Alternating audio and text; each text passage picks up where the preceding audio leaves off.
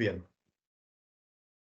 Comenzamos nuestra séptima sesión de lectura y comentario de la obra inédita de Jacques Maritain sobre la aparición de Nuestra Señora en La Salette, Francia.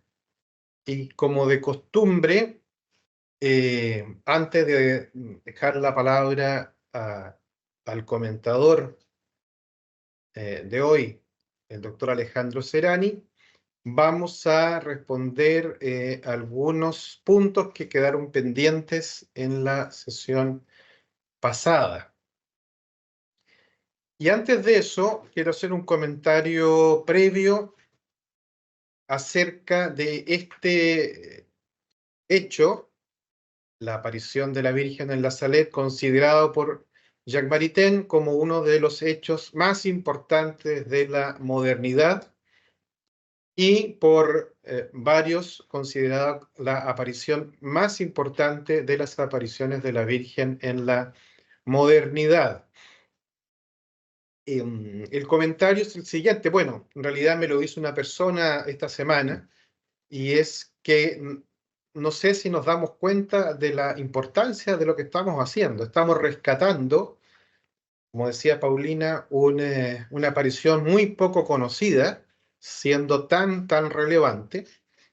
Y estamos también rescatando un libro que fue escrito hace ya más de 100 años por el gran pensador católico Jacques Maritain en los inicios de su carrera, un libro de más de 600 páginas que quedó por más de un siglo sepultado en el olvido, literalmente en los archivos vaticanos, y que ha sido recientemente descubierto y puesto a la luz. Ese es el primer comentario, entonces. Esta modesta labor que intentamos hacer de dar a conocer este libro tiene una gran relevancia. Y lamentablemente estos días ha cobrado mayor relevancia porque si ustedes han ingresado al link que estaba vinculado a nuestras grabaciones, el link que dirigía a la editorial Angelicum University Press, que es la única Angelicum University Press, la única editorial que ha publicado este libro y solamente en italiano. Bueno, hoy aparece ese letrero. Esta editorial está actualmente en liquidación, es decir, está cerrada. La editorial de la Universidad Santo Tomás de Roma, Angelicum, ha cerrado sus puertas. Y entonces, digamos que tiene mayor todavía validez o mayor escasez esta publicación que alcanzó a aparecer en italiano y que normalmente no está al alcance. El día de hoy revisé y efectivamente hay una copia disponible en Amazon, habitualmente no la hay, pero aparte de eso no hay mucho más donde conseguirlo, salvo en algunas librerías que queda todavía en Roma. Este libro, originalmente escrito en francés por Jacques Maritain, ha sido editado en italiano. De momento no sabemos si va a ser publicado en francés, en el original, o ojalá algún momento en castellano, pero la editorial que tiene los derechos ha quebrado, así que hay un problema grande. Bueno, todo esto simplemente para destacar la importancia de nuestra modesta labor en dar a conocer este importantísimo texto. Y dentro de eso también otro tema que quedó pendiente la vez pasada era la pregunta que nos hacíamos si este texto es una tesis doctoral del que firma como editor y traductor, ¿no? El padre Michel Corteville.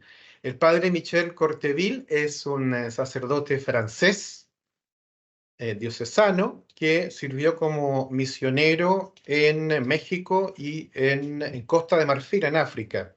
y luego volvió a Francia y se fue a realizar sus estudios de licenciatura y doctorado en teología a la Universidad Angelicum de Roma. Él es el que traduce del francés al italiano y él es quien pone las numerosas notas y estudios introductorios que nos preguntábamos entonces si era parte de su tesis. Bueno, en realidad lo que se conoce como tesis de laurea, supongo que es de licenciatura en teología en la Universidad Angelicum del padre Corteville, es la gran noticia de los pastores de la Salette, el más grande amor y las más fuertes expresiones, ¿no? Es el título oficial de su tesis, que luego fue publicada en 2 tomos. Ahí aparecen los 2 tomos, el primero sobre la aparición y el segundo sobre Melania y los apóstoles de los últimos tiempos.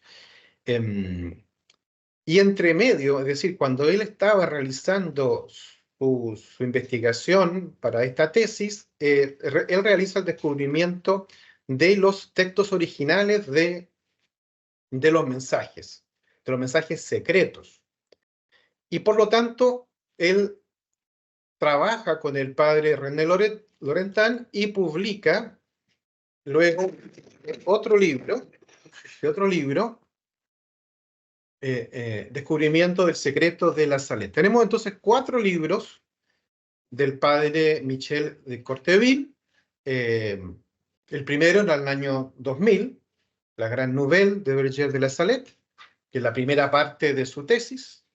Después, entre medio, aprovechando el descubrimiento que fue en 1999 del texto original de los mensajes secretos enviados por los pastorcitos al Papa Pío IX, publica con René Laurentin este segundo libro en el año 2002, donde analizan el texto mismo de los mensajes, y luego en el 2008 publica la segunda parte de su tesis original, sobre la gran noticia de los pastores de la Salette, centrada ahora en la vidente Melania y su llamado a los apóstoles de los últimos tiempos. Alguien dice que entre medio su tesis doctoral fue sobre el descubrimiento de los mensajes. Todavía no lo he logrado clarificar. En todo caso, esta ópera inédita del 2022, es un segundo descubrimiento que realiza el mismo sacerdote Michel Corteville, ya no de los textos originales de los mensajes, sino ahora del manuscrito, bueno, en realidad dactilografiado, la obra escrita y nunca publicada de Jacques Maritain, también en los archivos vaticanos.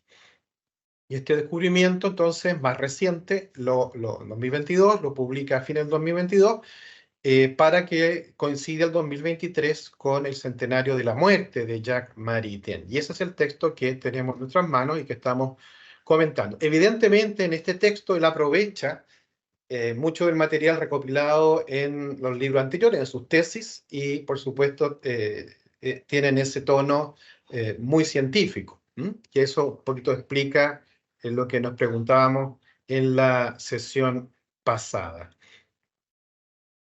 Bueno, el otro punto que quedó pendiente en nuestra conversación anterior tiene que ver con el contexto histórico que va salpicando por aquí y allá. Hicimos una cronología de los eventos del matrimonio Maritain y de Leonblois y de la aparición misma y de los videntes, pero ahora queremos dar un contexto un poquito más amplio, sobre todo del mundo francés, en el que se desarrollan estos eventos, sabiendo que Francia es considerada la hija primogénita de la Iglesia, así llamada y también recordada por San Pío X, que pedía que volviera a ocupar este lugar histórico de ser, algunos dicen, la primera nación católica, otros dicen que Armenia, pero bueno, en todo caso,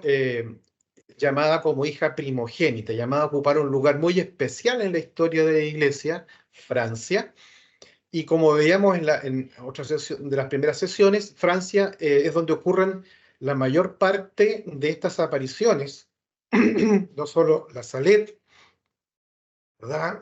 Ruy de Bach, la Medalla Milagrosa, Lourdes y varias más. Entonces, hay varias también profecías relacionadas con Francia en los mensajes de la Salette y en los demás mensajes que vamos a comentar después. ¿Por qué Francia es tan importante? ¿Cuál es la relación entre Francia y la Iglesia? ¿Qué está pasando en este contexto que vive los Maritain y que vive la Salette a fines del siglo XIX, comienzos del siglo XX? Es lo que le pedimos a Gerardo, alcalde, que nos aclare muy rápidamente con este esquema que él nos ha facilitado. Entonces, don Gerardo, vamos a dejarle a usted la palabra. ¿Se oye? Sí, ok. Bien,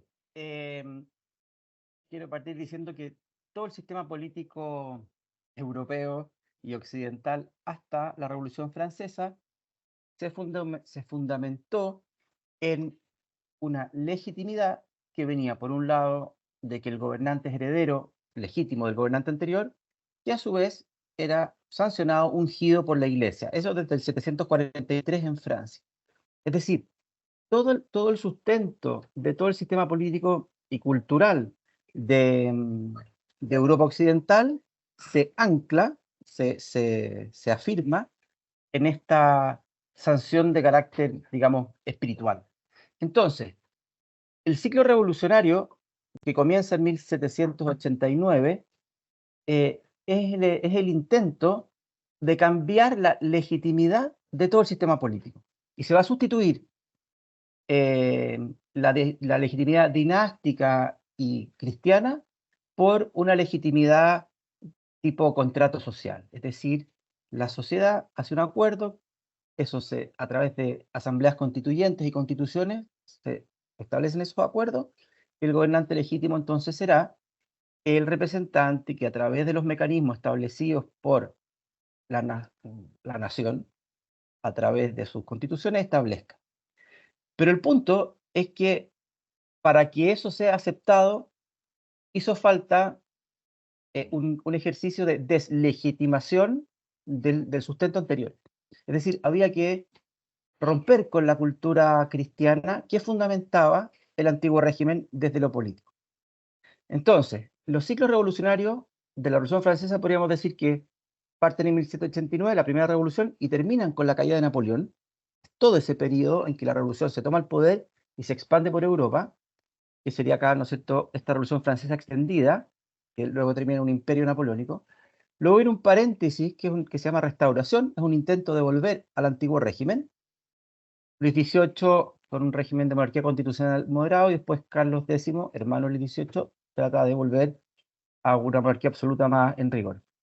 Y acá entonces viene un golpe, en 1830, de la gente más rica, de los liberales burgueses más ricos, que van a poner en el poder a Luis Felipe I, el rey ciudadano, el rey burgués, y va a gobernar con los banqueros y con los más ricos, y va a establecer un voto censitario bien rígido, y lidera enriqueceos. Ese era el mensaje. Luego, en 1845, se va a iniciar en Europa un ciclo de malas cosechas. Ya no suena eso, ¿verdad? Primera mala cosecha menor, 1845, después la cosa se agita. Y esto hace que unos pocos años después, entre el 45 y el 48, hay sublevaciones, hay una serie de enfrentamientos, y finalmente se hace caer a este rey Luis Felipe I, se establece una república en que es elegido un sobrino de Napoleón Bonaparte, es elegido presidente, y este hombre, masón, va a jugar un poco a conciliar bandos, pero la primera elección en que hubo voto universal, masculino en esa época, ganaron los conservadores, porque la gran mayoría del pueblo francés era conservadora, no liberal, revolucionaria, etc. Y eso hizo que Napoleón entonces se hizo un autogolpe para proclamarse emperador. Entonces, es decir, Napoleón juega un poco a reconciliar bandos, pero en el fondo es un liberal masón y quiere ser como su tío, ¿no es cierto?, un gran emperador. También, para calmar a estos conservadores a los que les ha puesto el pie encima, sale en ayuda también del Papa, que ha sido, ¿no es cierto?, atacado por los italianos y sitúa tropas francesas en Italia, es como el protector del Vaticano, pero en el fondo, él está en la misma línea de su tío, en la misma línea liberal. Entonces acá tenemos 1846 La Salette. Este daño económico va no solamente a provocar la caída de Luis Felipe de Orleans, el rey burgués, el reino de los banqueros, eh, y la llegada de esta Segunda República, sino que también va a apurar probablemente la publicación del Manifiesto Comunista. Es decir, estamos en un quicio bien dramático de la historia, que es justamente en 1846.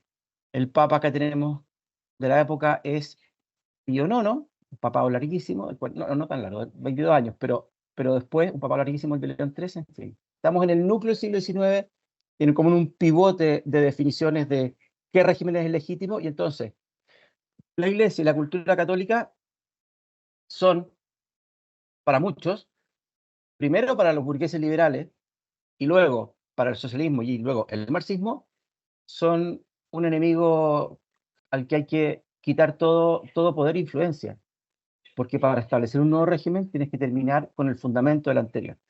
Hasta ahí llego. Perfecto, Gerardo, muchísimas gracias por ese contexto.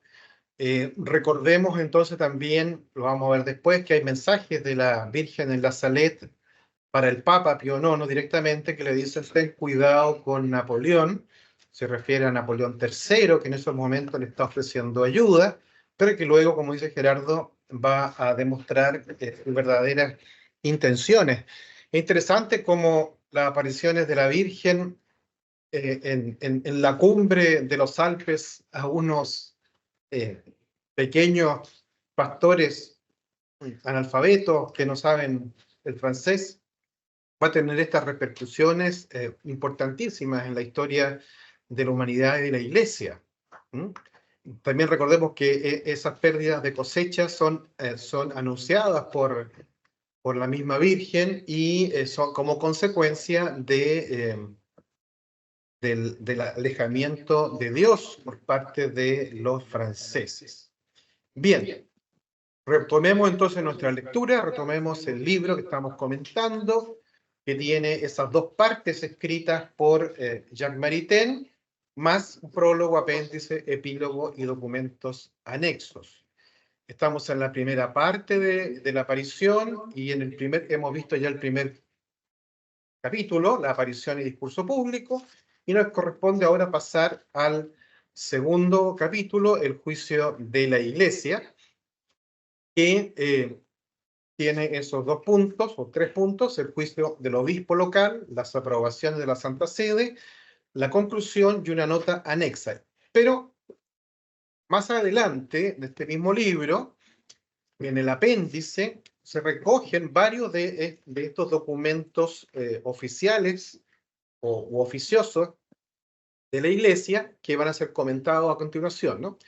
Ahí están los textos completos. Y en el epílogo, como ya algo dijimos, está recogida la historia posterior de Maritain como embajador de Francia en la Santa Sede y como defensor de la Salette ante Pío XII. Y también viene un capítulo sobre el reconocimiento de Juan Pablo II, los varios reconocimientos que hace Juan Pablo II, y que ya es como ya lo más definitivo, no solamente hacia la aparición, como había sido hasta el momento, incluso hacia los mensajes. Hasta el momento la Santa Sede ha sido prudente, o estaba esperando.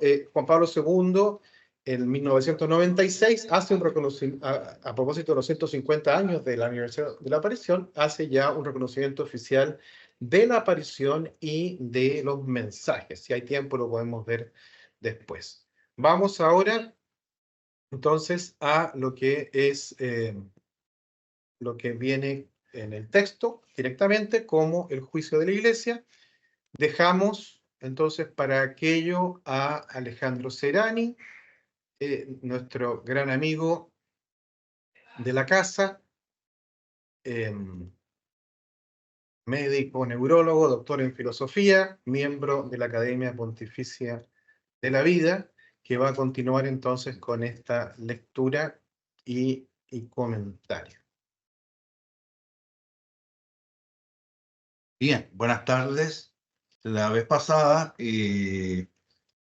comenzábamos nuestro relato el día 19 de septiembre de 1846, día de la aparición, y terminábamos el capítulo aproximadamente el mes de diciembre, donde se relataban las primeras repercusiones que había tenido en la localidad y en los pueblos vecinos, inclusive poco a poco en toda Francia y hasta en Italia, de estas apariciones. El juicio de la Iglesia tiene que vamos a comenzar ahora con el 9 de octubre de 1846, o sea, menos de un mes después de la aparición. El obispo de Grenoble, Monseñor de Bruyard, Bruyard significa neblina, no sé, pero en todo caso no era un hombre nebuloso, me de Bruyard. El obispo de Grenoble había llegado en 1826 al obispado de Grenoble y iba a permanecer en él hasta el año 52, o sea, estaba en los últimos años, los últimos 6 años de su obispado, por decirlo de alguna manera. Y entonces hay que recordar que la primera persona que recibe el testimonio de los pastorcitos, aparte de sus familiares cercanos, es el párroco de La Salette. Y recordemos lo emocionado que estaba este párroco poco antes de la misa, y que en el sermón, que se le entendía poco lo que decía porque estaba prácticamente llorando todo el tiempo, comunicó a sus parroquianos este suceso. Después se le va a reprochar al pobre párroco que había sido como demasiado entusiasta con esto de la aparición. Y posteriormente esto se informa en Corps, que era, digamos, la ciudad un poquito más grande, o el pueblito más bien, porque ni ciudad probablemente en esa época. Y finalmente esto llega a Grenoble, donde está el obispo Monseñor Bruyard. Y lo que hace el obispo es hacer 2 comisiones.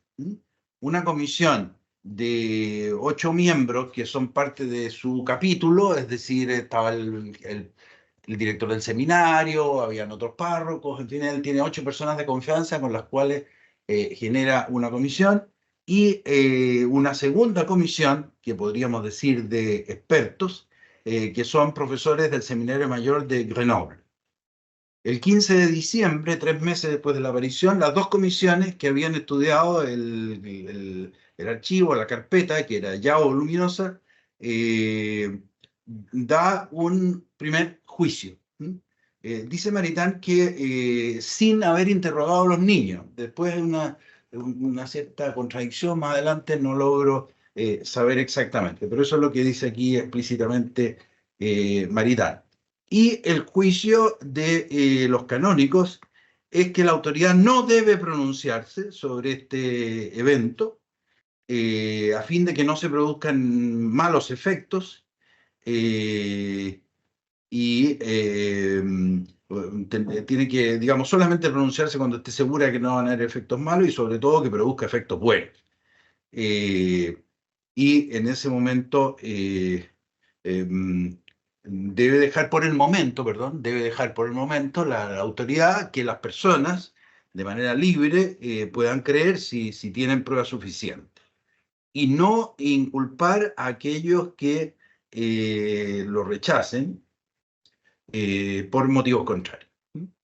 Si este suceso viene de Dios, y si Dios quiere que la autoridad intervenga, Él manifestará su voluntad de un modo positivo y más cierto. y además la autoridad siempre tendrá tiempo para pronunciar. Podemos decir que es cauto el juicio, casi excesivamente cauto.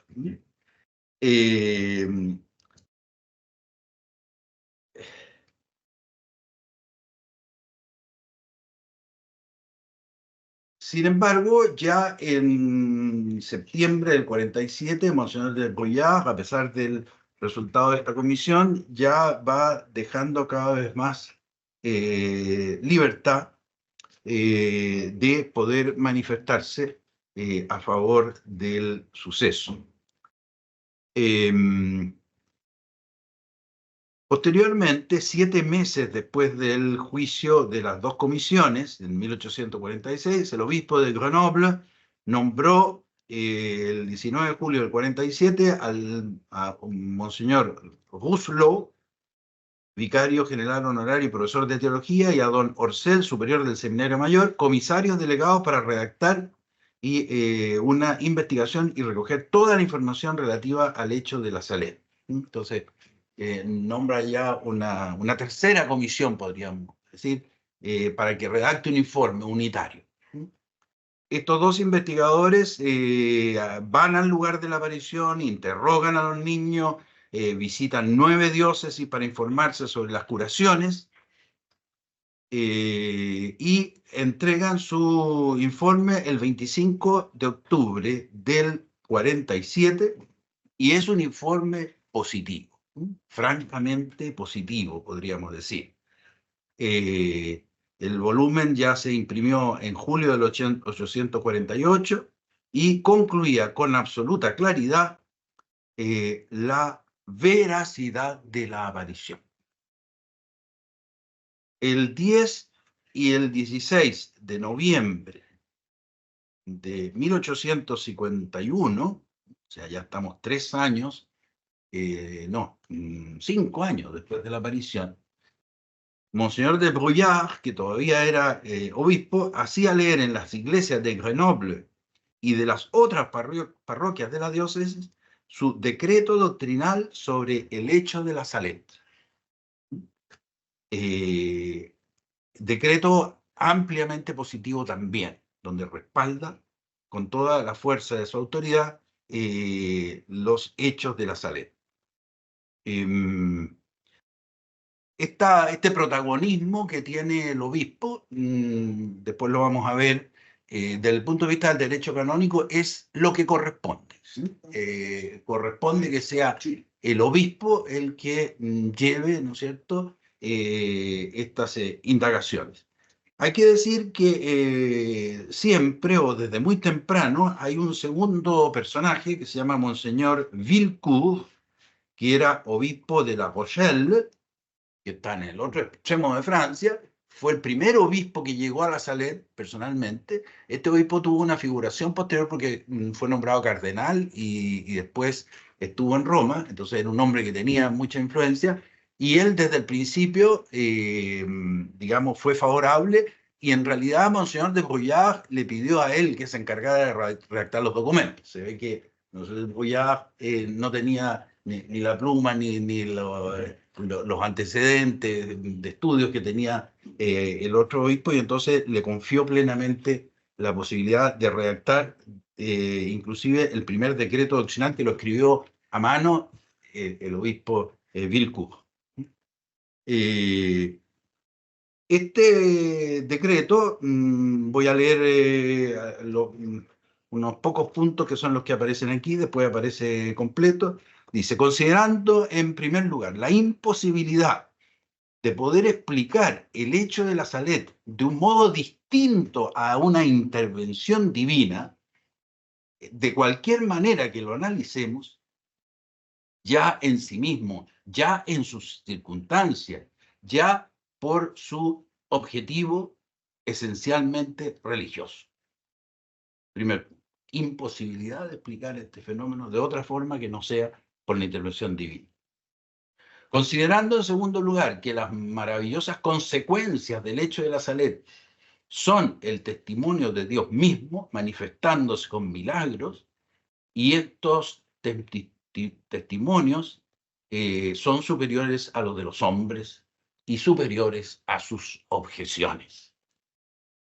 Considerando finalmente que la docilidad y la sumisión a las advertencias del cielo puede preservarnos de nuevos castigos, de los cuales podamos estar amenazados, mientras que una resistencia demasiado prolongada nos expone a males sin remedio. O sea, hay una preocupación del obispo en su decreto de que la demora en reconocer esta manifestación divina puede acarrear peligro, que seguramente se veía esto agravado por los que ya estaban ocurriendo, ¿no? Como los problemas de cosechas, como se ha mencionado. Eso estaba en la introducción. En el artículo primero dice, rescatamos, por así decir, que la aparición de la Santa Virgen a los dos pastores el 19 de septiembre de 1846 sobre una montaña de la cadena de los Alpes situada en la parroquia de La Salette del decanato de Corps, lleva en sí, o trae en sí, todos los caracteres de la verdad, y que los fieles están habilitados a creerla de modo indubitable y cierto. Habilitados, o parece que textualmente dice fundados a creer. Entonces, el primer artículo. Segundo artículo, creemos que este hecho adquiere un nuevo grado de certeza por el inmenso y espontáneo concurso de los fieles, o el hecho de que acuden los fieles sobre el lugar de la aparición, como también la multitud de los prodigios que han sido consecuencias de este evento, y de los cuales es imposible poner en duda el gran número de ellos, sin violar las reglas del testimonio humano. Artículo 3. Por esto, a fin de testimoniar a Dios y a la gloriosa Virgen María nuestro vivo reconocimiento, autorizamos el culto de Nuestra Señora de la Salette. Permitimos predicarlo y de sacar las consecuencias prácticas y morales que emerjan de este grave evento. Quinto, vetamos expresamente a los fieles y a los sacerdotes de nuestra diócesis, les prohibimos elevar públicamente a viva voz o por escrito contra el hecho que hoy proclamamos y que exige, por lo tanto, el respeto de todos. Sexto, ya hemos adquirido el terreno privilegiado de la aparición celeste y nos proponemos construir una iglesia que sea un monumento de la misericordiosa bondad de María hacia nosotros y hacia nuestra gratitud por ella. Para hacer coincidir el decreto con el 5º aniversario de la aparición, el 19 de septiembre del 51 se firma, a pesar de que se lee después, y el decreto fue presentado a Roma antes de ser hecho público, y el prefecto de la Sagrada Congregación de los Ritos no tiene ninguna objeción. Es en este decreto que encontramos propiamente el juicio de la Iglesia sobre el hecho de la Salette, el decreto que acabamos de resumir. El juicio del obispo del lugar es, de hecho, el medio normal por el cual la Iglesia recurre, o al cual la Iglesia recurre para reconocer un milagro de la Virgen. Esto es interesante, yo no lo tenía claro,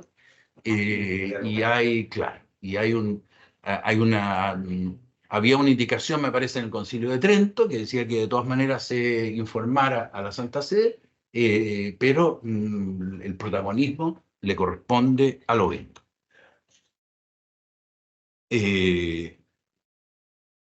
Aquí una precisión un poquito técnica, pero es interesante. Dice, de hecho, si bien está reservado al Papa promulgar un juicio sobre los milagros que puedan servir como base para la canonización de un santo, la Santísima Virgen no tiene necesidad de ser canonizada.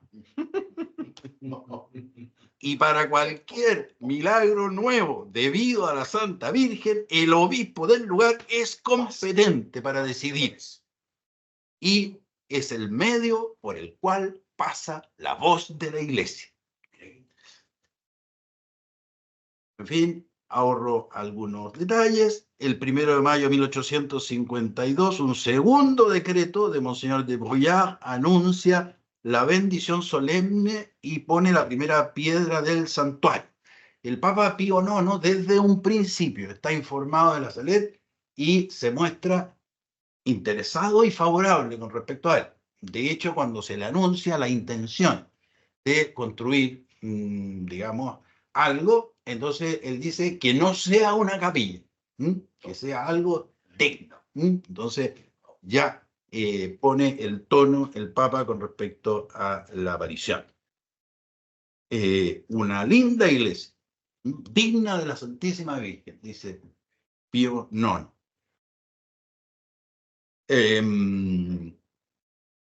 Además, Pío IX, para mostrar lo que él amaba y apreciaba el culto de Nuestra Señora de la Salet, le concedió al santuario un gran número de favores y de indulgencias, y un indulto desde el 2 de diciembre de 1852 autorizó al obispo de Grenoble a solemnizar todos los años en todas las iglesias de la diócesis el 19 de septiembre o el domingo sucesivo la memoria de la aparición de la Madre de Dios a la Salet con una misa solemne y con el canto de las vísperas.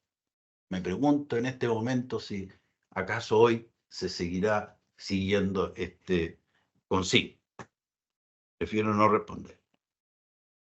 Posteriormente a Monseñor Bruyères llega a la diócesis el año 52, sí, Monseñor Guinouillac, que tiene un cierto protagonismo, y el cuarto obispo, que es Monseñor Fava, tiene un protagonismo especial de 1875 a 1899, porque le corresponde transmitir los mensajes al Papa.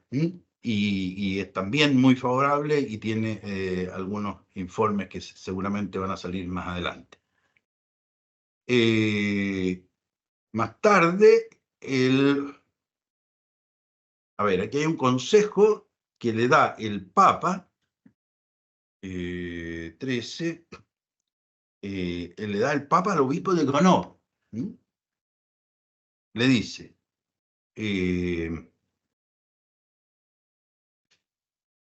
tienes la obligación de informar a tu grey los peligros que amenazan a la devoción de Nuestra Señora de la Salet y protegerla contra ellos. O sea, ya hay conciencia, el año 1854, que hay movimientos contrarios a la aparición y el Papa le encarga, de modo directo y personal, al obispo de encargarse de contrarrestar esos peligros. Más tarde, el Papa León XIII le concedió al santuario el título de basílica y ordenó la coronación de la estatua de la Virgen.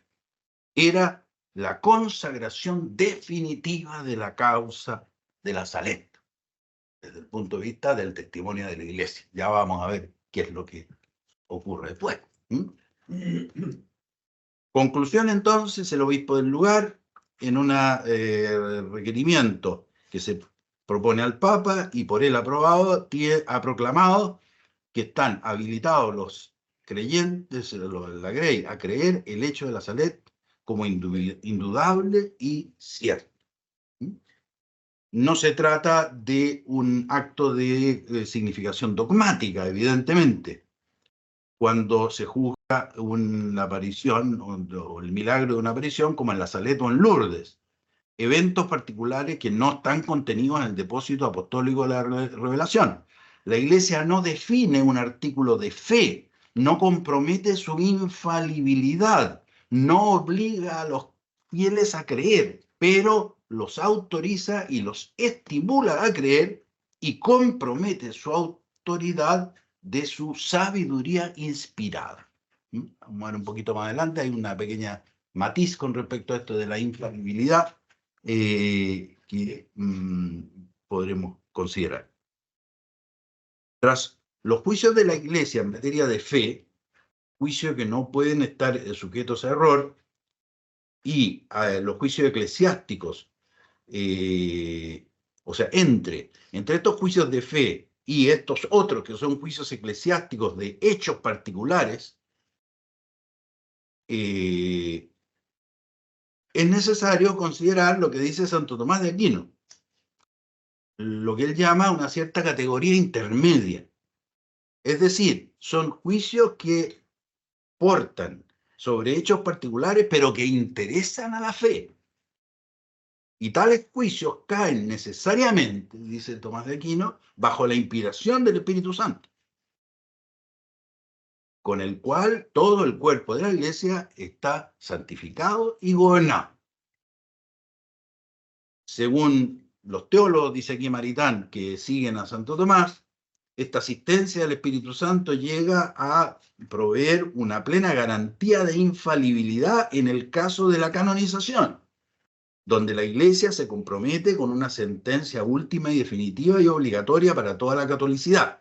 En el caso de un hecho como el de Lourdes, por ejemplo, o el de Nazaret, la Iglesia no se pronuncia de modo tan completo, como ocurre en el caso de las canonizaciones, con el juicio del obispo del lugar. No se puede, por lo tanto, hablar de una infalibilidad respecto a este punto. Yo les hablaba del obispo Vilcú hace un rato. Cuando él después llegó a Roma, tuvo una labor importante en convencer al Papa para que proclamara el dogma de la Inmaculada Concepción. Entonces, podemos decir que si bien es cierto, la aparición no es un dogma de fe, sin embargo, tuvo una importancia no menor junto con Lourdes, que fue, ¿qué año Lourdes? Recordemos. Lourdes, Gerardo. Lourdes, 1854. 1854, o sea, pocos años después de la Salet, ambos hechos contribuyeron fuertemente a la proclamación de este dogma. Alejandro, ¿puedo hacer una pregunta o al final? Sí. Sí. Que no queda claro el proceso, ¿no? Pero ¿cuáles serían los criterios que la Iglesia establece, por ejemplo, para decir ya, si bien no es un dogma de fe, pero aquí están los criterios de certeza de que no hay infalibilidad, pero hay una gran...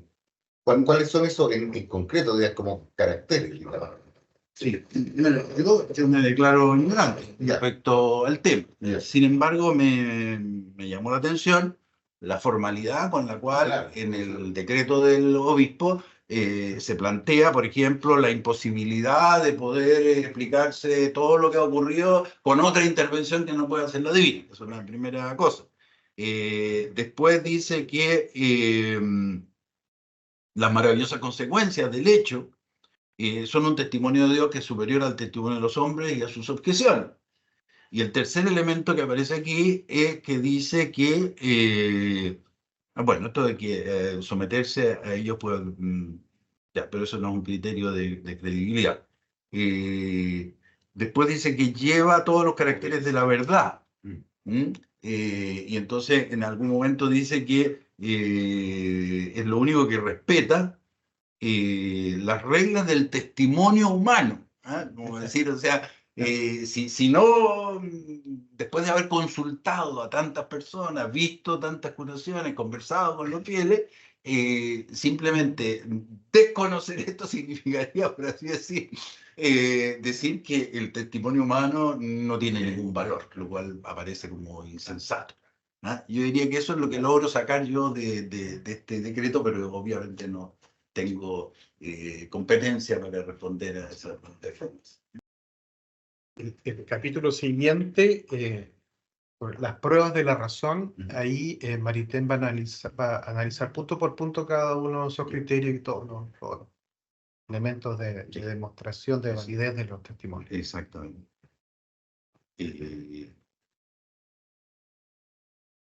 Bien, ya estoy terminando.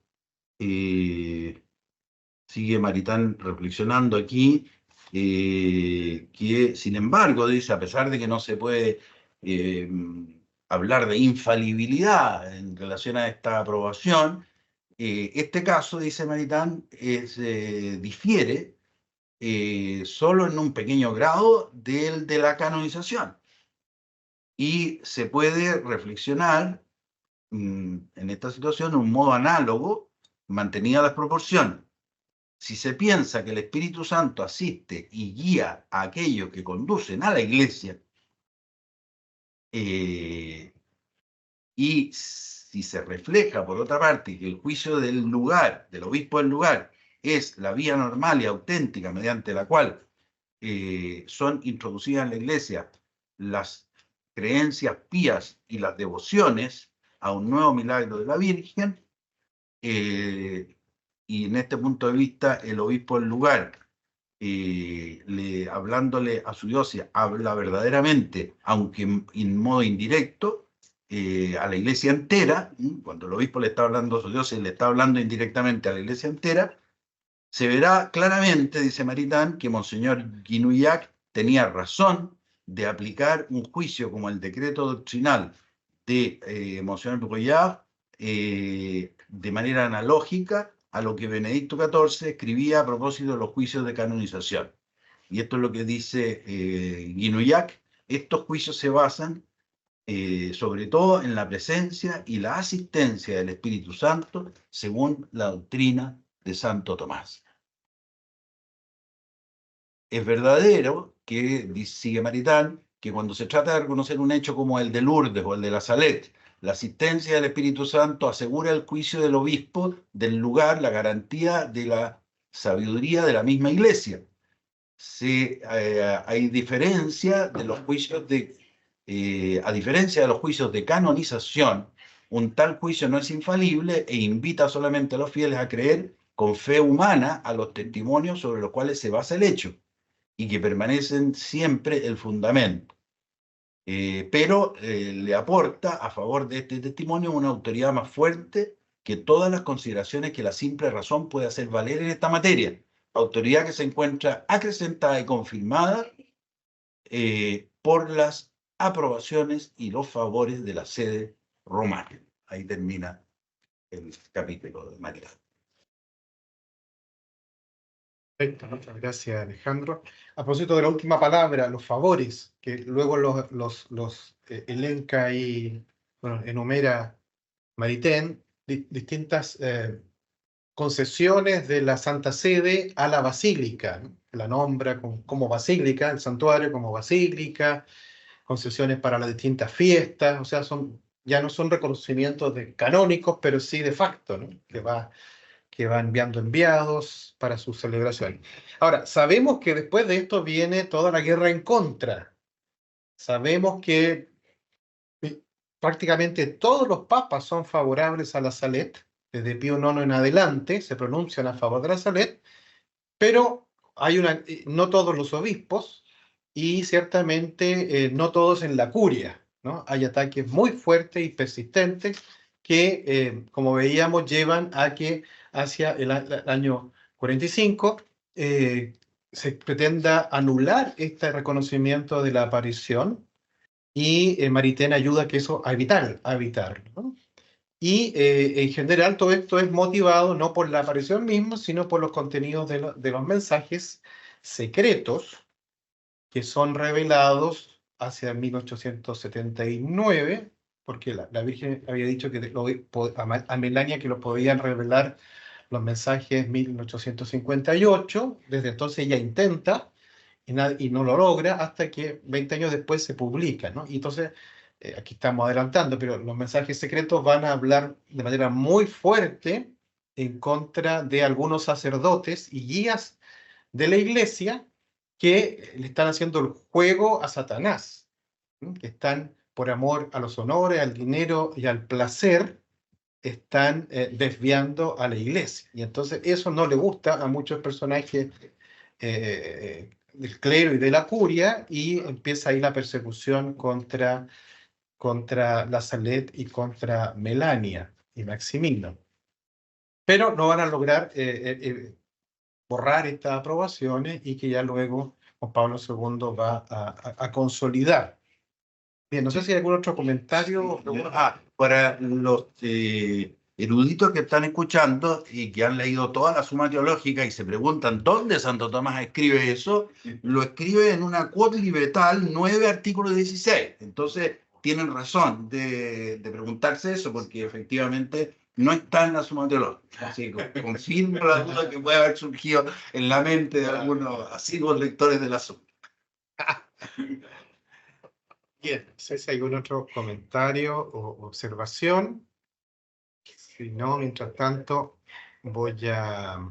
Un amigo de Dios, San Juan Bosco, uno de los hombres de Dios más prestigiados en su tiempo, muy reconocido, tuvo tempranamente una información sobre esta aparición y la hizo suya, para decir, la difundió. Hay referencias de que en innumerables oportunidades habló de la aparición de la Salet, de tener un aprecio particular, así como a Lourdes, a Juan Bosco. Además, entrañable amigo y cercano al Papa Pío IX, Angelo María Mastai Ferretti, quien, dicho entre paréntesis, fue un hombre que pasó por Chile, realmente. Nuncio, antes de ser papa. Sí.